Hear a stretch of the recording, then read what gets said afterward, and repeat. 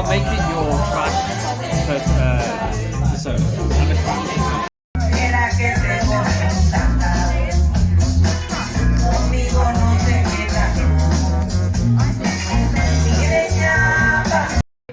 So boom, the first artist, poet coming up, I may pronounce their name incorrectly. I've been practicing it a lot, but I can't get my mouth around it properly.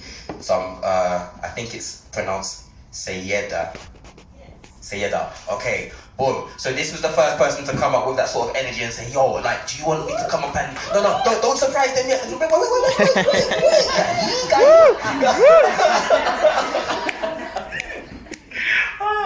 Well, you see... I got a bit real for a second. Our silences will define us more than our words do. And I was grateful enough to be able to share, breathe, and I was grateful enough to be able to share not only my words, but the words of my favorite poets with you this evening. So thank you so much. Thank you to everyone who came to set up, everyone who worked with me for weeks and weeks to bring this project together. Thank you for being such a wonderful audience. This is Clint Smith's The Danger of Silence.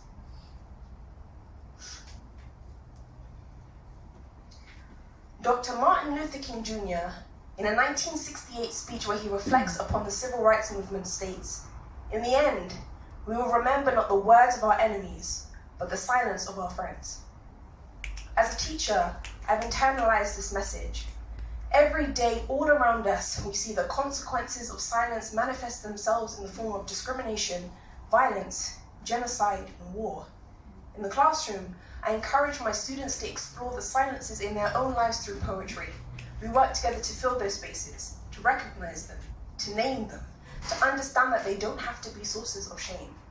In an effort to create a culture within my classroom where students feel safe sharing the intimacies of their own silences, I have 4 core principles that are posted on a board that sits in the front of the class, which every student signs at the beginning of the year. Read critically, write consciously, speak clearly, tell your truth. And I find myself thinking a lot about that last one, tell your truth.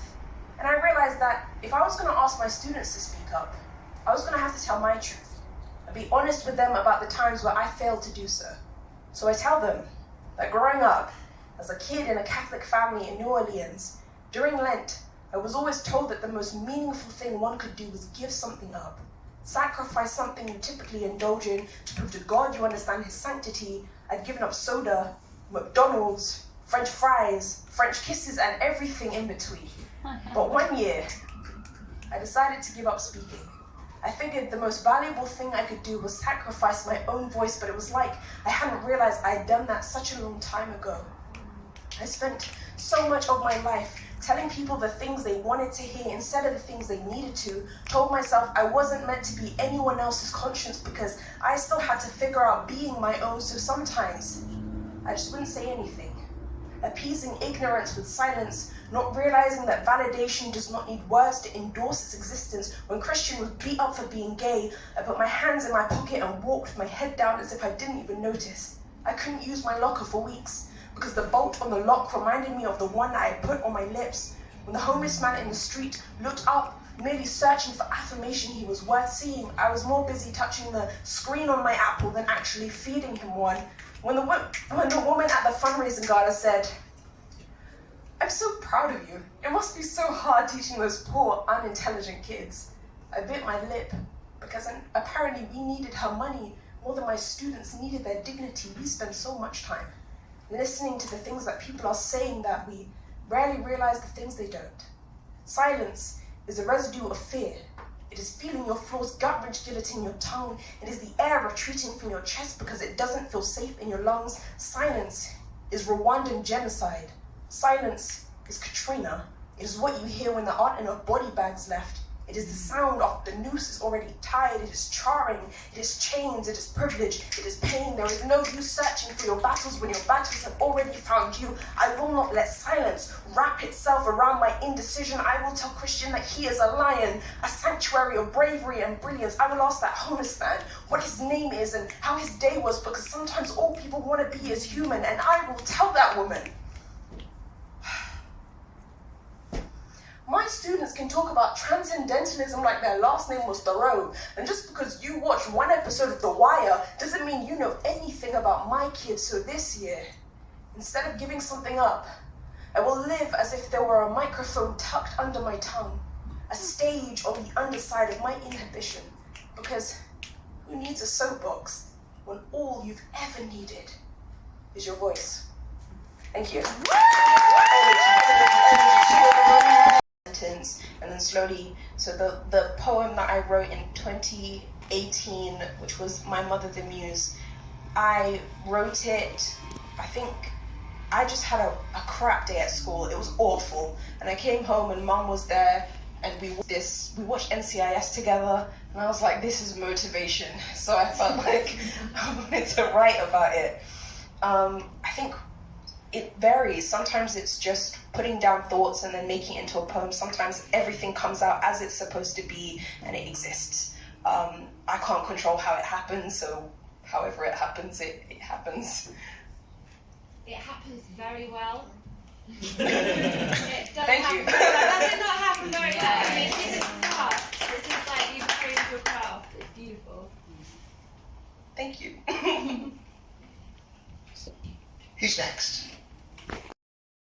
I guess the first thing I wanted to talk, because you brought your mum here, you spoke about that, and I guess I just was really curious about what that moment felt for you, and if you wouldn't mind sharing, you don't have to if you don't want to. The memory, yeah. I wasn't born in the 80s, so I don't know what Polaroids are, but I imagine that you have these like kind of snapshots of your life and you put them together and it makes a story. And I had these snapshots of like us huddled together on a couch in the freezing cold and like my brother saying like, where are we gonna live? Like, what's our home gonna look like? And I had a snapshot of my mother peeling sweet potatoes on a Sunday afternoon after we had just spent the morning reading the Bible. Like all those memories came back to me, and that process kind of formed into a poem. And as for performing in front of my mum, I think I performed it to her when I wrote it, but this is the first time that she's seen it with an audience present.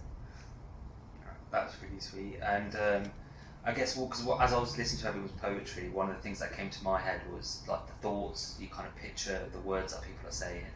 And you said that your mom has written poetry, and I'm hoping she shared it with you, and I was just very curious about, you don't have to tell us the poems, the words, just what were the imagery when you read your mom's poems, what was that like?